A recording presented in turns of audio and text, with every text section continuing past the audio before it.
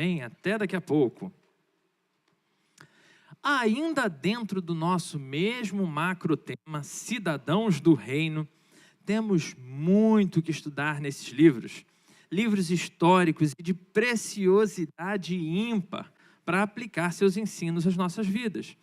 No último domingo à noite, encerramos com um momento em que Elias recebe as diretrizes finais do seu ministério.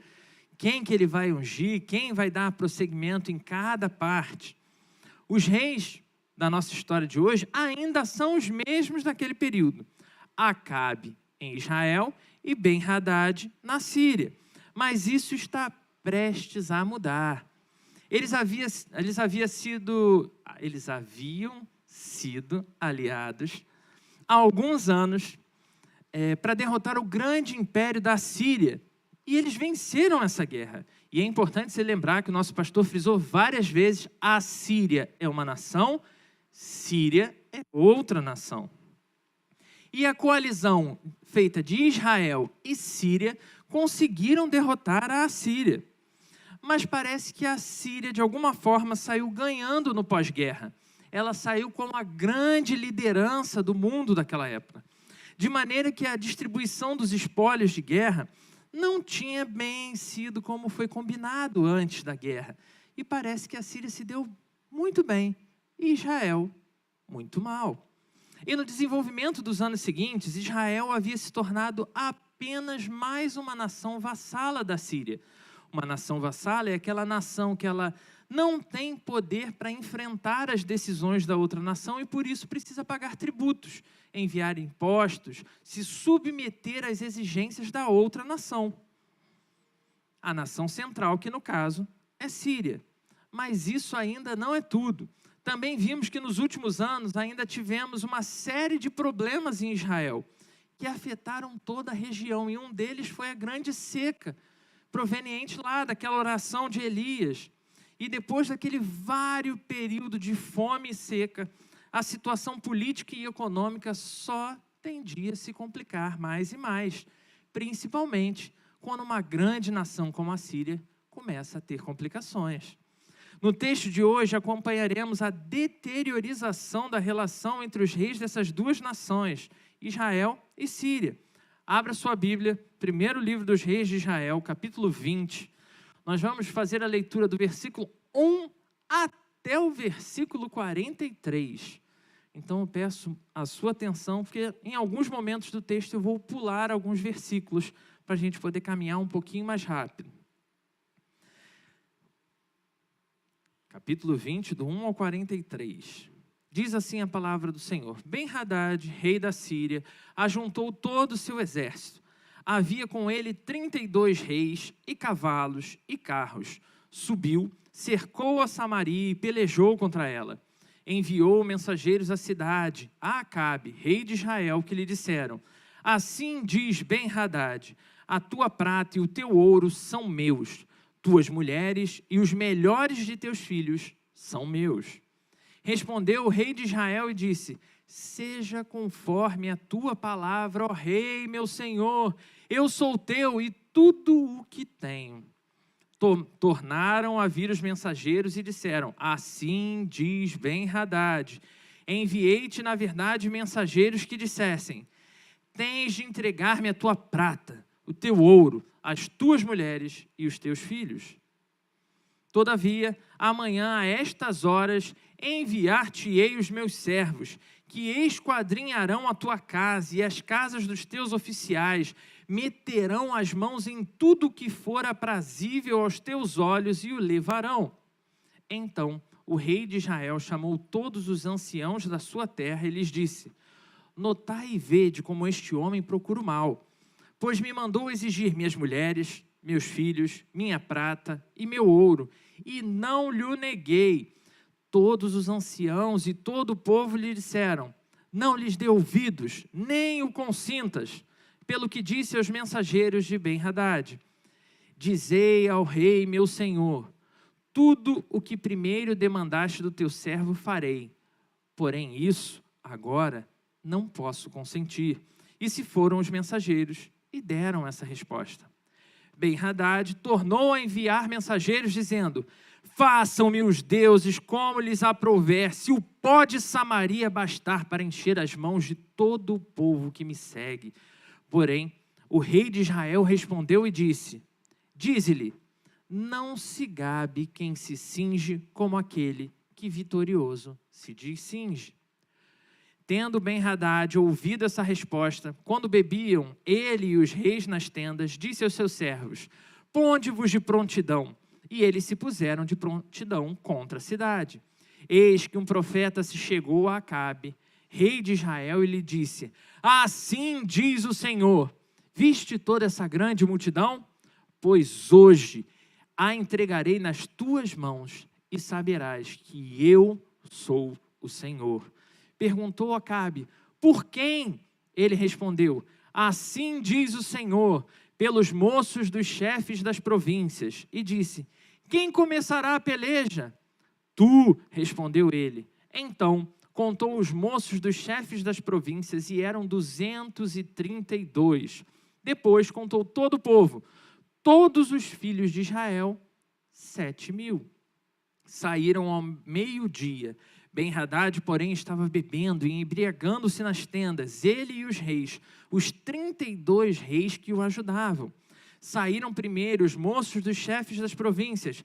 Ben-Hadad mandou observar que lhes deram aviso, dizendo: Saíram de Samaria uns homens.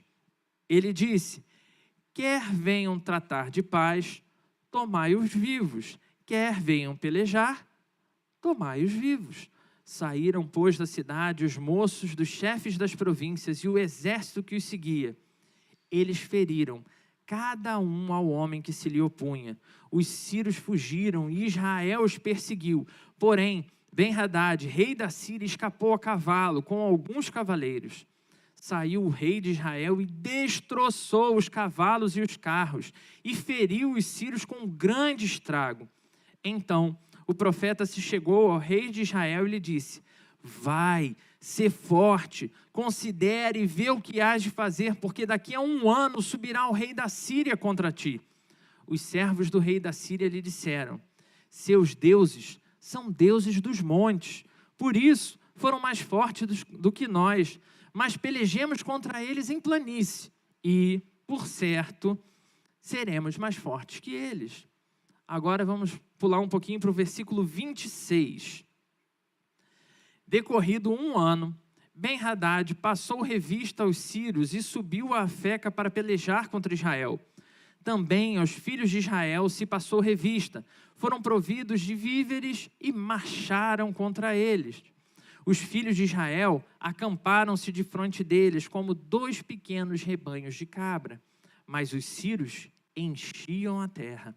Chegou um homem de Deus e falou ao rei de Israel e disse: Assim diz o Senhor, porquanto os sírios disseram: O Senhor é Deus dos montes e não dos vales, toda essa grande multidão entregarei nas tuas mãos, e assim sabereis que eu sou o Senhor. 7 dias estiveram acampados um defronte dos outros. Ao 7º dia, travou-se a batalha. E os filhos de Israel, num só dia, feriram dos sírios 100.000 homens de pé. Agora vamos para o versículo 32, do 32 ao 36. Então se cingiram com pano de saco pelos lombos, puseram cordas à roda da cabeça, vieram ao rei de Israel e disseram: Diz o teu servo Ben-Hadad, poupa minha vida. Disse Acabe: Pois ainda vive, é meu irmão. Aqueles homens tomaram isso por presságio, valeram-se logo dessa palavra e disseram: Teu irmão, Ben-Hadad. Ele disse: Trazei-mo. Então Ben-Hadad saiu a ter com ele, e ele o fez subir ao carro. Ben-Hadad disse-lhe: As cidades que meu pai tomou a teu pai, eu tas restituirei. Monta os teus bazares em Damasco, como meu pai o fez em Samaria. E eu disse Acabe: com essa aliança te deixarei livre. Fez com ele a aliança e o despediu. Agora para a parte final, versículos 42 e 43. E disse-lhe: Assim diz o Senhor, porquanto soltaste a mão o homem que eu havia condenado, a tua vida será em lugar da sua vida, e o teu povo em lugar do seu povo. Foi-se o rei de Israel para sua casa, desgostoso e indignado, e chegou a Samaria. Você tem noção de tudo que acabou de ser lido aqui? Reviravolta atrás de reviravolta. Ficou claro para vocês o que aconteceu com essa leitura? Israel estava na fossa. Passou fome, passou miséria, passou desgraça, está tudo dando ruim para Israel. E agora Israel acorda de manhã, dia 10 de julho, olha pela janela e vê um exército imenso acampado ao redor deles. E o rei ainda é desaforado. Manda ele se preparar porque tudo ali vai ser tomado. Era apenas uma questão de tempo. E aí a gente vê a dificuldade desse relacionamento com uma nação tão poderosa. Nação essa que, além de ser a mais poderosa daquele momento, estava prestes a invadir Israel. Eles ainda podiam contar com o apoio de diversos reis. Vocês leram aí que na tenda lá com o rei da Síria, o Ben-Hadad, tinha uma galera bebendo?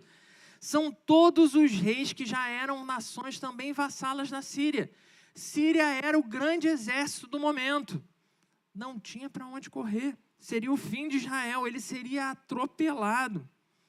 Mas Deus surpreende e envia mais do que esperança para Israel. Deus envia salvação. Deus transforma o medo e a covardia em possibilidade de vitória. Eles seriam livres por fim daquela tirania. Acabou esse negócio de pagar imposto. Se tornariam uma nação completamente independente de novo. Iam poder viver os seus momentos de fartura. E então, Israel vai para a batalha. E assim como o profeta falou, milagrosamente a primeira batalha Israel vence. Como assim? Como assim? Uma cidade tão fraca, tão pequena, com tão pouca gente, guerreiros despreparados, vence uma batalha tão grande. Mas a guerra ainda não tinha acabado. E o profeta sinaliza de novo que 1 ano dali adiante, uma nova batalha viria. E quando ela vem, mais uma vez Deus se manifesta a favor de Israel. Era aquela improvável vitória se tornando realidade diante dos olhos do povo. Era quase o 7-1, só que dessa vez Tolima no Flamengo. Deus foi fiel às suas promessas e mais uma vez interviu na história e salvou o seu povo. Apesar de todo o paganismo que havia lá no meio de Israel, apesar de toda a sua liderança ser uma liderança cruel, corrupta, profana, idólatra. Deus venceu a guerra por Israel. Deus moveu jovens inexperientes para uma grande conquista. Deus surpreendeu a todos nos campos de batalha. Então, chega a hora de sacramentar a vitória, é a hora de fechar o caixão. E o rei pagão, sabendo da fama dos reis de Israel de serem grandes negociadores, reis extremamente políticos, e sabendo que havia um grande Deus misericordioso em Israel, resolve recorrer a essas informações e pede misericórdia ao rei. E ele recebe misericórdia. Acabe libera o rei que queria destruir seu reino, desdenhando do que Deus tinha acabado de fazer, como se ele tivesse vencido a guerra pelas próprias forças. Então, recebe sua recompensa por mais uma vez ignorar as diretrizes dadas pelo Senhor. Vida por vida. Ele viveu, então você precisa morrer. Essa é uma daquelas histórias dignas de filme, sabe? Eu, na minha mente criativa, li todo esse capítulo, imaginando as cenas, né? Batalhas épicas, enredo duro, superação e, surpreendentemente, vitória do mais fraco em uma guerra incomparável. Mas, no apagar das luzes, ou se fosse filme da Marvel, depois daquela cena pós-créditos, né? Acabe exibe a corrupção do seu coração mais uma vez. E então, por poupar a vida do seu principal inimigo, o principal inimigo do povo de Deus, Acabe agora vai ter que pagar com a vida. E mais do que isso, o povo de Israel também terá que pagar. Sabe aquele momento que você parece ter vencido, tudo deu certo, agora é só celebrar a vitória, é só festejar. Agora imagina que é exatamente nesse momento de êxtase, de vitória, que tudo vai por água abaixo. E parece que a sua situação fica pior do que estava antes. Como é que fica o seu coração diante de uma situação dessa? Pensa bem. Essa vitória nos apresenta uma série de questões extremamente preciosas. E é por isso que eu quero te convidar a refletir sobre o tema. Preparado para anotar? Derrota e decepção. Perdendo uma guerra ganha. Derrota e decepção. Perdendo uma guerra ganha. A dívida do senhor Acabe era imensa. Isso só no último mês, eu acho que a gente vem falando quase que aí direto, histórias do período do reinado de Acabe. Como a gente viu, ele tinha mandado matar diversos profetas do Senhor em todo Israel. Tinha mandado destruir toda e qualquer referência ao Deus de Israel na nação inteira. Ele queria apagar Deus da memória do povo. Mas Deus ainda tinha um propósito, mesmo com um homem tão mau e corrupto. Mesmo ele ainda poderia ser uma ferramenta nas mãos do nosso Deus. E isso a gente vê quando a gente começa a ir. O quão terrível é a situação. Logo no versículo 1, nos deparamos com uma situação claramente impossível de se contornar.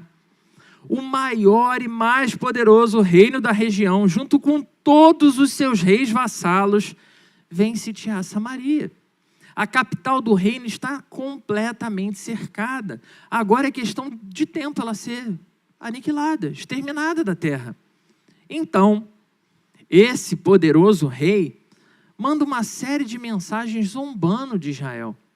Nos versículos 3 ao versículo 11, observamos um breve chat aí entre os dois reis em questão.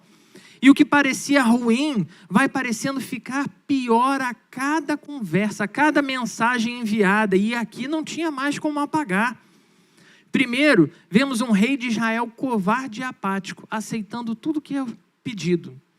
E já tinha sido pedido coisas bem difíceis.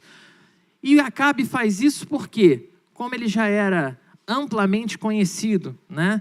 Ele usava toda a sua habilidade política para evitar guerra, principalmente se fosse guerra com uma nação tão poderosa como a Síria.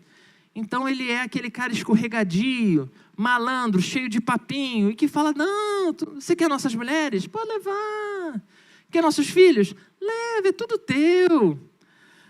É o que você quer? Ah, pode levar, fica à vontade, finge que a casa é sua. Mas mesmo essa submissão, mesmo essa covardia do rei de Israel, mesmo essa apatia e adulação que é feita, não foram suficientes para aplacar os desejos do rei da Síria. Ele queria mais, ele queria sangue, ele queria destruição. E é no versículo 11 que podemos ler uma fala extremamente sábia saindo dos lábios do rei Acabe. Marca na sua Bíblia que isso é raro na história do rei Acabe. E ele diz o seguinte: não se gabe quem se cinge como aquele que vitorioso se diz cinge. Ou, numa melhor tradução dos dias de hoje, não cante vitória antes da hora. Você pode se surpreender. Até Acabe, o rei mais banana do momento. Até Acabe, o covarde. Até Acabe percebeu os excessos do rei da Síria. Viu que ele já estava abusando demais.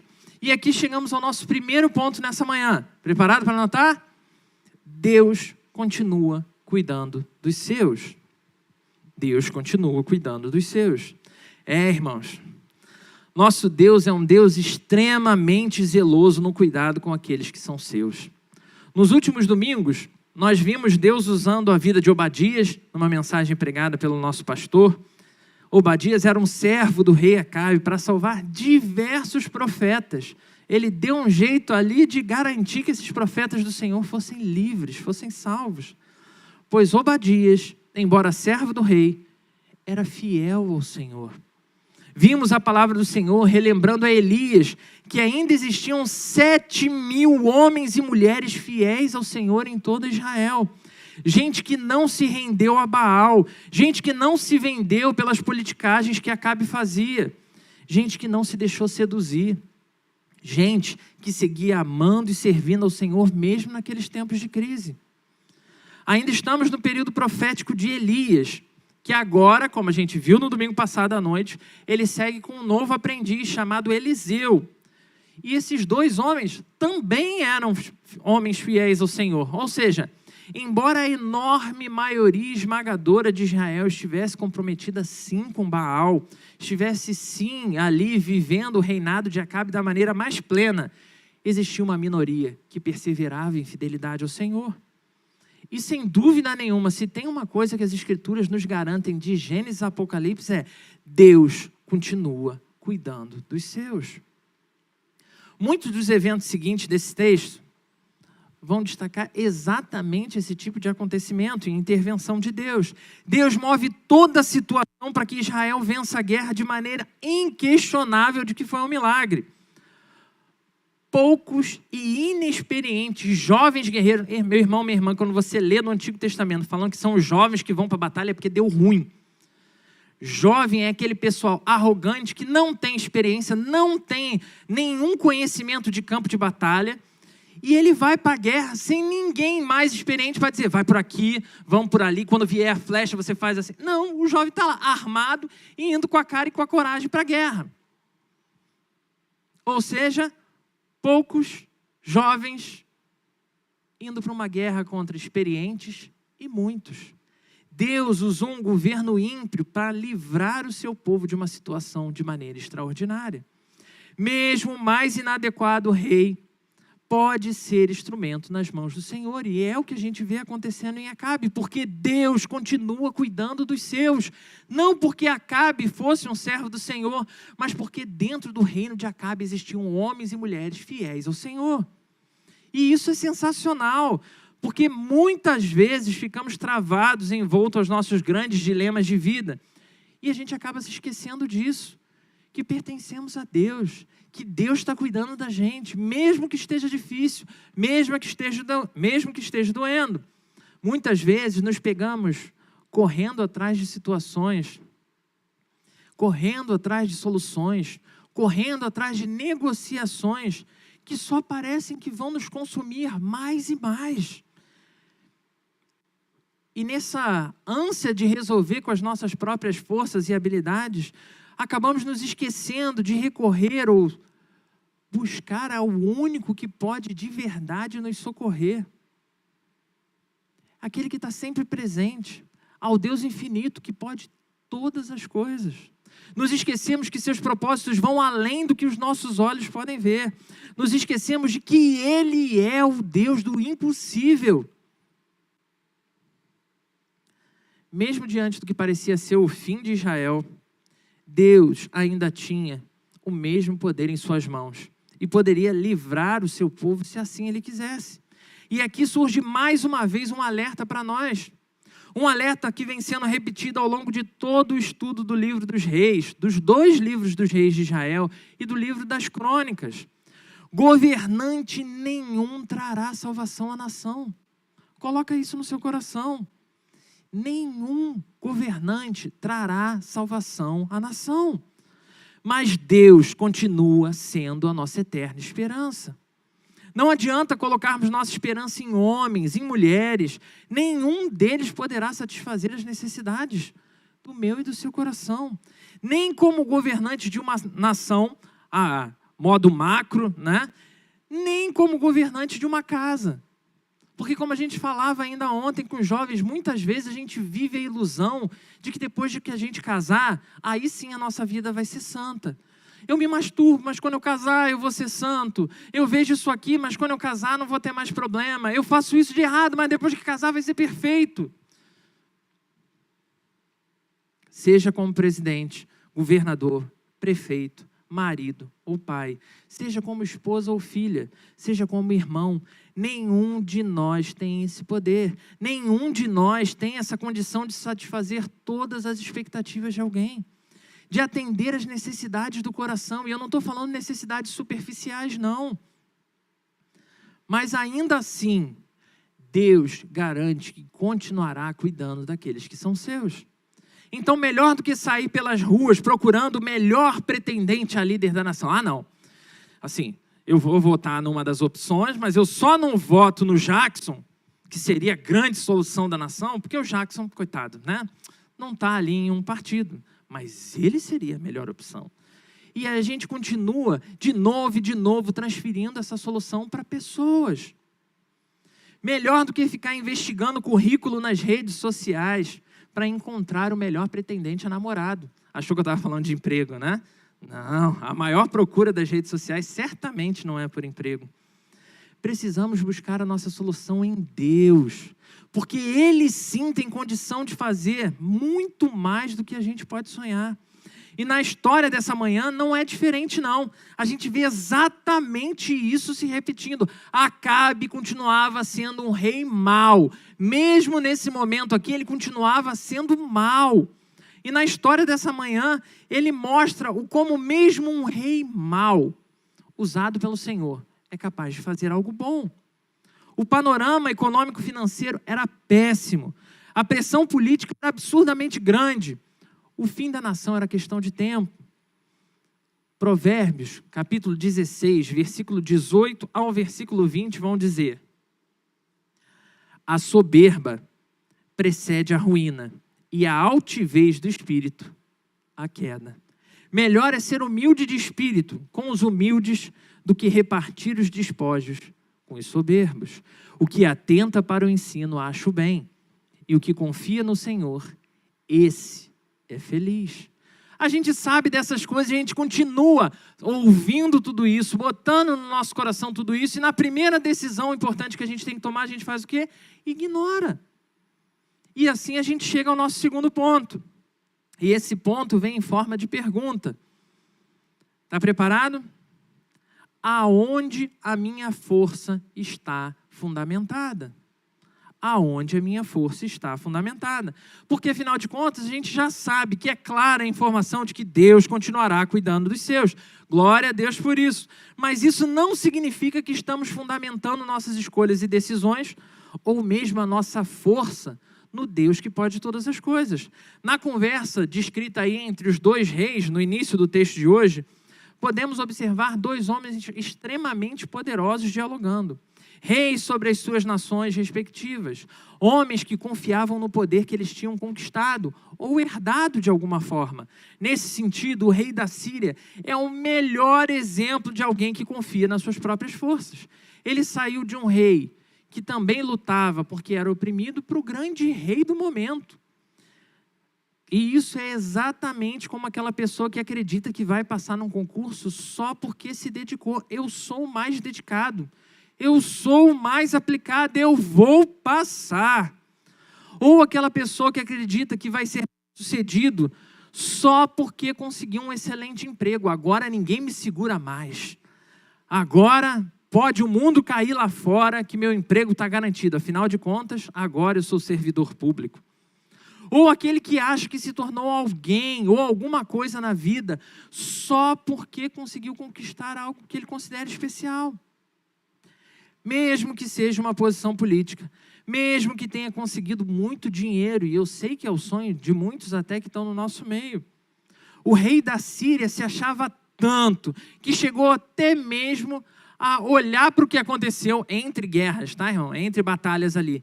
Caramba, uma nação pequena, sem expressão, sem força, conseguiu vencer a gente.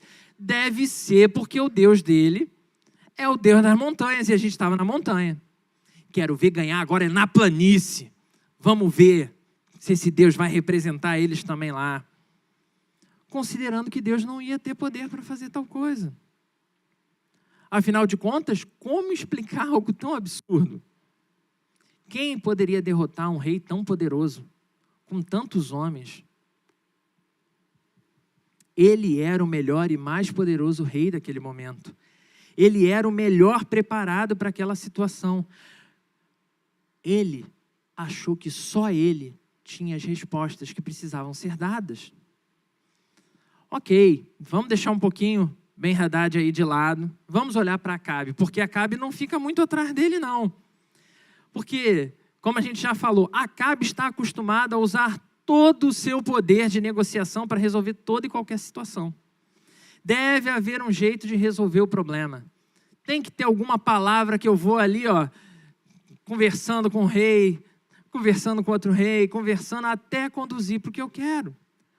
Talvez ficar ali usando um pouquinho de bajulação, né? Oh, meu rei, meu grande rei, faz o que você quiser.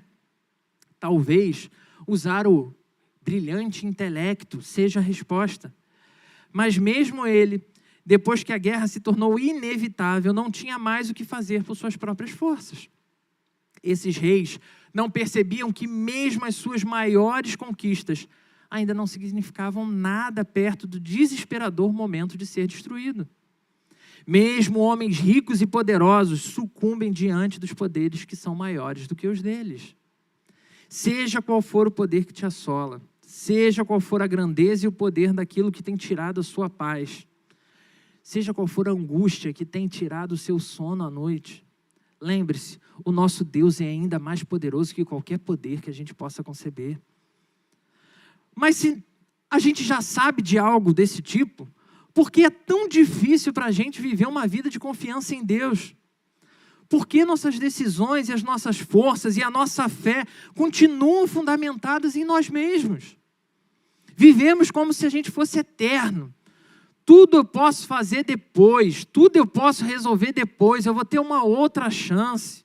Afinal, o carnaval tem todo ano, né? Igual vestibular. Afinal, para tudo se dá um jeito. Afinal, tem sempre um jeitinho brasileiro que a gente possa resolver as nossas questões. Nos fundamentamos naquilo que nós conquistamos, ou naquilo que a gente tem condição de conquistar. Pensamos sempre na nossa força, no nosso intelecto, na nossa capacidade, nas nossas condições.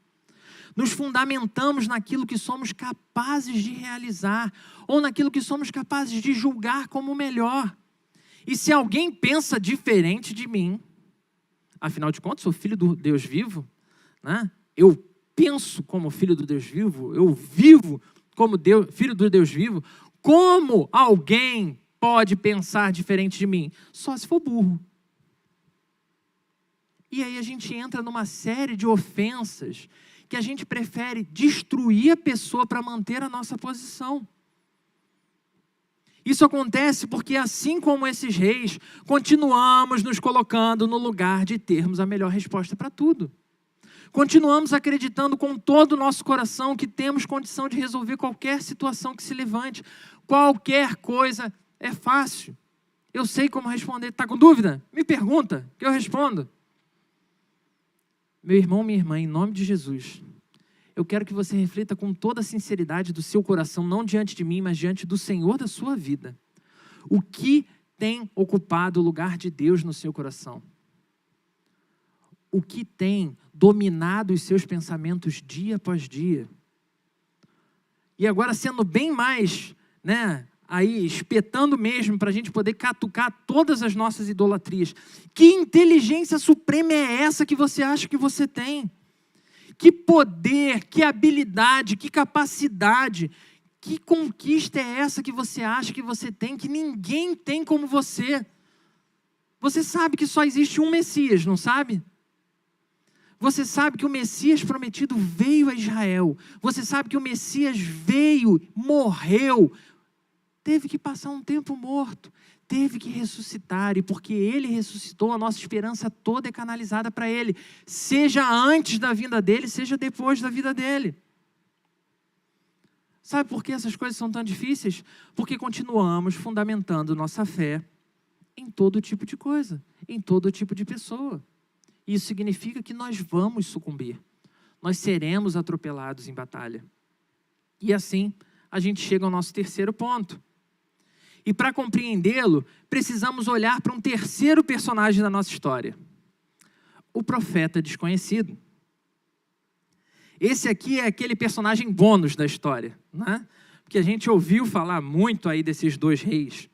O cara foi mega importante nessa história que a gente acabou de ler. Mas ninguém se preocupou em anotar o nome do cara. Quem era esse profeta aqui? Você percebeu que não tem o nome dele? Mas, se você for no original, você vai se dar conta que também não tem o nome dele.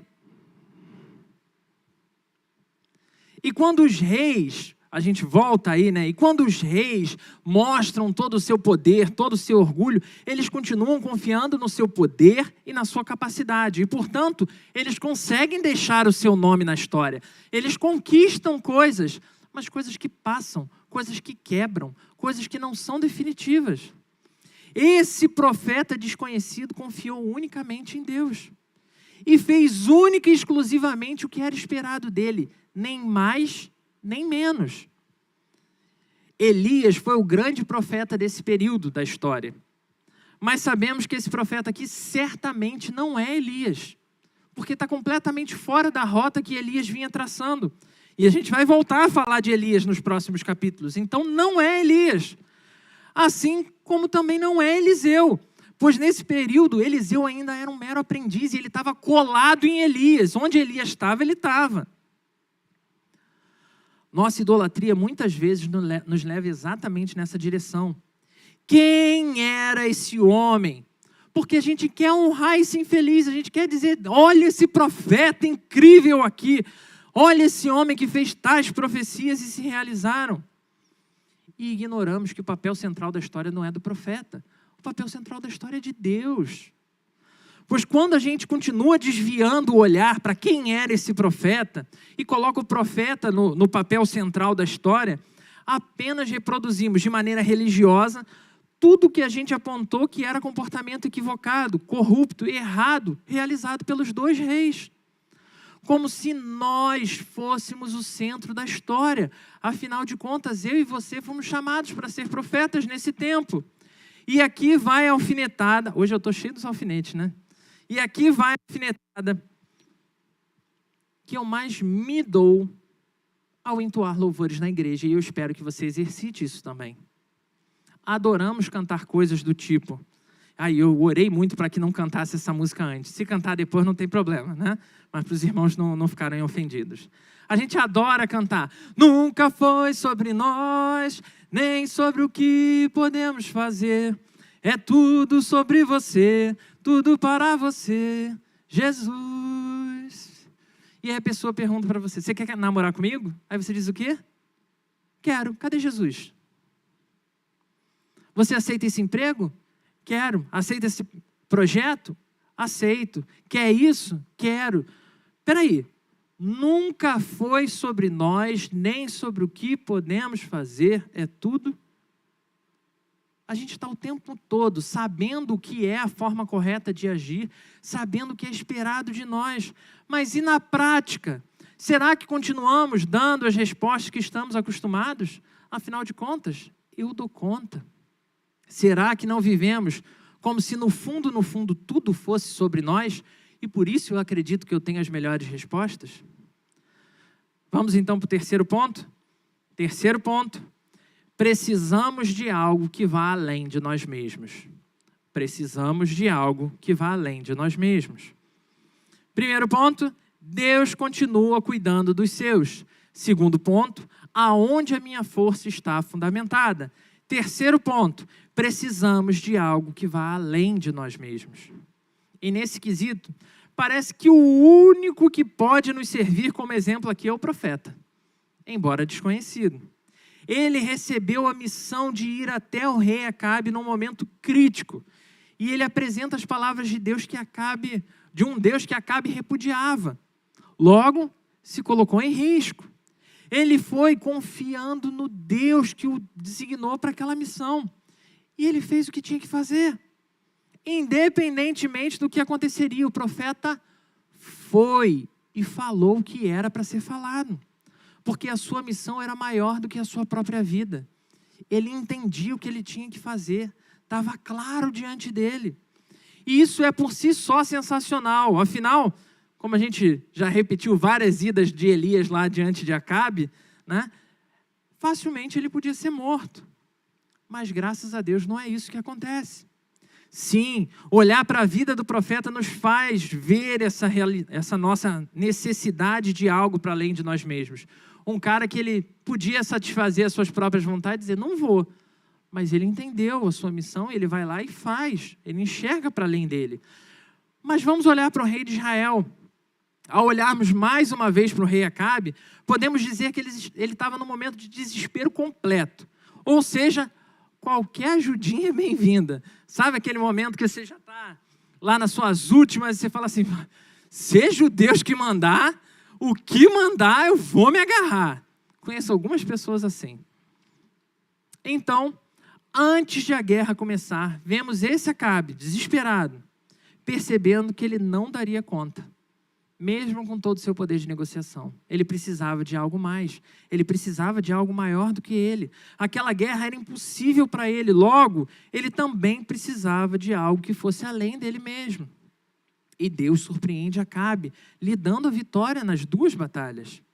Nos versículos 31 ao 43, percebemos também uma completa mudança de atitude no rei da Síria. Depois, se você tiver tempo, dedicação, quiser conhecer mais a fundo a história, dá uma lida nesse capítulo por inteiro. Você vai ver vários detalhes aí que a gente precisou pular para a gente ganhar algum tempo, que são sensacionais, e a gente vai vendo Deus conduzindo as coisas, amarrando a história. Percebemos que esse rei, todo arrogante, todo poderoso, todo imponente, agora, depois que ele é derrotado, que ele não tem mais para onde correr, ele tenta negociar a paz. Mas como que ele ia negociar a paz depois de tudo que ele fez? Tudo que ele falou? Agora, parece que não tem como. Ele precisava de algum socorro para além dele. E é aí, nesse desespero da derrota, que a gente vê de novo Deus usando tudo e todos. Porque muitas vezes é o estímulo que eu e você precisamos para nos arrepender, para de novo nos humilhar diante de Deus. Lembrar que nós não somos os salvadores nem da nossa própria vida, o que dirá de mais alguém? E parece ser o que mesmo esse rei pagão faz. É como se ele e toda a sua liderança dissessem, não temos ouvido que o Deus de Israel é um Deus misericordioso? A gente nem acreditava que esse Deus existia. Aí agora perdi a guerra, eu ouvi que esse Deus aí é misericordioso, cara. Não é assim que contam por aí? Só esse Deus podia livrar os sírios da mão de Acabe. Não se engane, pois embora cheio de autopreservação, esse é o arrependimento que é trazido pelo Evangelho. Um arrependimento que flui da preocupação, da misericórdia de Deus em Jesus Cristo. E o mais surpreendente é perceber que sempre há e sempre haverá perdão em Jesus Cristo. Mas... E aí de novo vem o mais, né? Embora tenha contemplado o poder de Deus, o rei da Síria não deseja ter nenhum relacionamento com ele. E foi por isso que ele perdeu a guerra que era ganha. Era só passar por cima de Israel. E perdeu de maneira extremamente humilhante. Exatamente como acontece com Acabe, que mais uma vez contempla o socorro celestial vindo a favor dele. E mesmo contemplando o poder de Deus, prefere voltar às renegociações políticas. E é por isso que, embora tenha vencido a guerra contra a Síria, ele perde a guerra contra o seu próprio coração. Todos precisamos de algo que vá além de nós mesmos. Um socorro que seja mais eficaz do que as nossas próprias forças. Um poder que vá além do que conseguir conquistar ou produzir algo específico. Precisamos do Deus de Israel nas nossas vidas.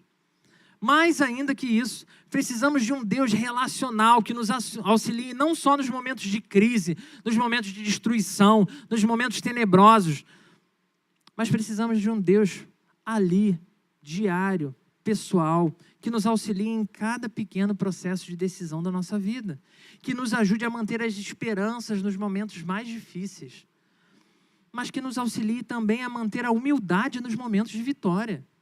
Porque não é possível, o que tem de homem servo e serva do Senhor, porque ganhou alguma coisinha na vida querendo dar lição de moral nos outros, é de novo respondendo às idolatrias do próprio coração.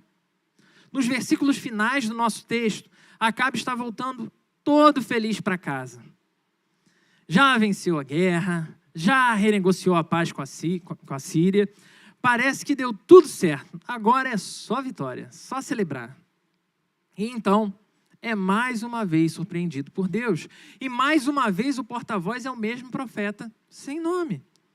Deus havia decidido que o reino da Síria deveria cair, deveria ser destruído. Era para acabar ali. Mas Acabe achou que tinha uma resposta melhor. Ele achou que afinal de contas, ele ganhou a guerra, ele é o rei, ele decide. Ele pode resolver aquela situação melhor do que Deus.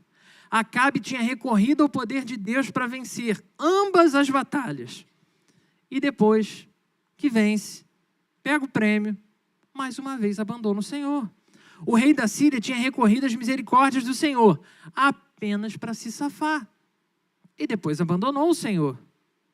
E talvez você fique aí pensando, é possível fazer Deus de idiota. Deus tem a mente igual a mim, eu posso, dar uma pernada em Deus. Afinal, ele parece se deixar enganar, ele ainda abençoa pessoas ímpias, vai lá, livrou o rei da Síria, vai lá, abençoou Acabe.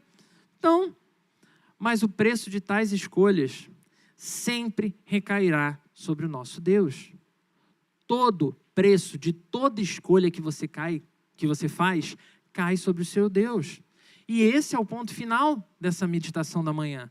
O preço das nossas escolhas sempre cairá sobre o nosso Deus. Ambos os reis recorreram a Deus, o Deus de Israel, nos seus momentos de angústias. E ambos foram respondidos por Deus, o Deus de Israel. Isso nos leva mais uma vez à certeza de que ser abençoado ou receber livramento não é sinal de estarmos com o nosso coração alinhado ao coração de Deus. Não é sinal de que o nosso coração está no lugar certo. Deus também abençoa pessoas ímpias. Por quê? Porque Ele continua cuidando daqueles que são seus. Pois ambos demonstram em seus corações que permaneciam adorando a si mesmo, tanto Acabe quanto o rei da Síria. Seus feitos, suas realizações, suas negociações, suas conquistas, seus enganos, e como melhor expressão da maldição recebida por nós em Gênesis 3, a morte recairá sobre eles. Acabe retornou à sua casa desgostoso e preocupado, completamente mal-humorado, apesar de ter vencido a guerra. Não como um verdadeiro devoto do Deus de Israel, assim como também não retorna em busca de desfazer tudo que ele fez de errado. Ou, então Deus queria que eu destruísse, então vamos voltar lá e vamos destruir. Não, porque a preocupação dele não está em o que Deus acha, não está no relacionamento com Deus. E isso continua acontecendo com muitos frequentadores de igreja em nossos dias, irmãos. Muitos que ouvem dia após dia, domingo após domingo, a mensagem de Jesus Cristo. E continuarão muito atarefados em trabalhos, continuarão muito envolvidos em outras dinâmicas de vida, continuarão envolvidos com várias outras preocupações, até que seja tarde demais para mudar de vida. Seus desejos são os seus principais guias, suas vontades se tornam seus deuses, seus sonhos se tornam seus deuses, os seus próprios corações passam a ser os seus deuses. E no momento final da sua jornada, e aí agora eu estou falando no final da sua vida, se você caminha assim também, fatalmente você vai passar por essa mesma descoberta de Acabe. Você vai acabar descobrindo que o seu próprio coração, que é o seu Deus, terá que pagar o preço de cada uma das escolhas que você fez. Não tem para onde correr, não tem solução. Cada homem e cada mulher levarão sobre si tudo isso. Mas aqueles que entenderam essas palavras, aqueles que entenderam que precisam de algo para além de si mesmos, também descobrirão que o preço das nossas escolhas sempre cairá sobre o nosso Deus. E se o seu Deus não é o seu coração, se o seu Deus é o Todo-Poderoso, que incrível decisão você tomou. Poder ver que alguém que tem condição de pagar preços muito maiores que você vai arcar com a sua dívida. E se seu Deus é o seu coração, que dura coisa será lidar com esse fardo. Mas ainda assim, se nessa manhã você entendeu que também precisa de algo mais, creia que não é preciso vivenciar uma grande derrota ou decepção para poder recorrer a Deus. Deus pode ser alcançado em qualquer momento da nossa vida, do momento da vitória ao momento da pior derrota. Pois ao contrário do exemplo desses dois reis aqui de Síria e Israel, o rei de todo o universo, tendo todo o poder em suas mãos, se entregou à morte por minha causa e por sua causa. Ele ofereceu a vida dele para que eu e você pudéssemos viver. Não porque nós merecíamos, mas porque ele entendia que somente um Deus poderia aguentar o peso de tais escolhas. Um Deus sempre precisará pagar. Se você continuar nessa posição, o preço vai continuar recaindo sobre você, até você não ter mais força nenhuma para dar nenhum passo, até você não ter condições de seguir mais em frente. Mas se você aprender a lançar as suas escolhas e decisões sobre Ele, se você lançar sobre Jesus Cristo a sua confiança, o seu fundamento, Ele pagará o preço por você. Chega de meias verdades, chega de meias desculpas. É hora de assumir uma posição. Afinal de contas, de que reino você faz parte? O reino de São Gonçalo? O reino do Brasil? Ou o reino de Jesus Cristo? Quem tem sido o seu Deus? Quais são os seus sonhos? Quais são os seus desejos? Será que tem sido o seu próprio coração o norteador de cada decisão sua? Porque se for isso coloca você nessa posição de Deus, e nessa posição de Deus você vai ter que pagar por tudo isso. O preço das nossas escolhas sempre cairá sobre o nosso Deus. Você acha que dá conta de pagar? Pois é fato afirmarmos que se essa for a sua decisão, derrota e decepção serão o seu fim. Pois ainda que você vença sim algumas batalhas, você vai continuar perdendo a grande guerra. Que nessa manhã essas palavras de renovo que vêm dos céus, olhando para histórias tão antigas, mas ao mesmo tempo que refletem tantos dos dilemas do nosso coração, te auxiliem e nos auxiliem a lançar por terra cada um dos nossos falsos deuses, a entregar a nossa confiança por completo ao único Deus capaz de verdadeiramente nos salvar. E esse não pode ser nenhum desejo, essa não pode ser nenhuma conquista, essa não pode ser nenhuma pessoa. Pessoa como nós precisa ser uma pessoa para além de nós, pois em Jesus Cristo continuaremos encontrando oportunidades para recomeçar todos os dias. Assuma uma posição com Ele. E então viva confiando que mesmo que venha amargar algumas derrotas e a gente perde de vez em quando e dói pra caramba, o seu lugar como cidadão do melhor de todos os reinos já está garantido. Não deixe que nenhuma outra ideia tome seu coração. Não venda a sua posição no reino para ganhar um status em um outro reino passageiro, transitório e que vai te levar à derrota e decepção. Lembre-se, Jesus Cristo, o Deus que se manifestou poderosamente em Israel, Ele está conosco aqui, Ele está com você. E Ele te traz nessa manhã a oportunidade de retomar o caminho com Ele. Ele te traz nessa manhã a oportunidade de olhar para tudo que você fez antes e dizer: Senhor, eu tomei decisões, eu fiz escolhas, eu considerei tudo que o Senhor me deu a oportunidade de aprender, de ser e de fazer. Mas eu preciso de algo mais, porque eu não tenho condição de pagar o meu preço. Então, porque creio que Jesus Cristo pagou esse preço, eu preciso que Jesus Cristo seja o Rei da minha vida. Eu preciso que a minha esperança esteja unicamente no Senhor. E vivendo responsavelmente essa esperança no Senhor, tomar cada uma das minhas decisões para a sua honra e para a sua glória. Que o Senhor te ajude a seguir nessa direção. Vamos orar? Santo Deus, tantas coisas ocupam nossa mente, Senhor. De coisas banais a coisas altamente complexas. Nós somos, Senhor, pessoas tão difíceis, e eu entendo, Senhor, falando por mim mesmo, o quão fácil para nós é assumirmos uma posição de arrogância. O quão fácil, Senhor, a gente acha que venceu por conta própria, pela nossa força. O quão fácil é tomarmos decisão antes de perguntarmos a qualquer um, principalmente ao Senhor. Deus, tem misericórdia de nós. Nós olhamos para a Tua palavra e vemos, Pai, que o Senhor continua cuidando daqueles que são seus. Então, Senhor, enche o nosso coração dessa convicção. Não nos permita, Senhor, nos perdermos em nossas escolhas, de maneira que o nosso fundamento deixe de estar no Senhor. Pelo contrário, ajuda-nos, Senhor, traz mais e mais da Tua palavra ao nosso coração, para que nós estejamos firmados em Ti, Senhor. Que nenhuma outra esperança tome o nosso coração, Deus.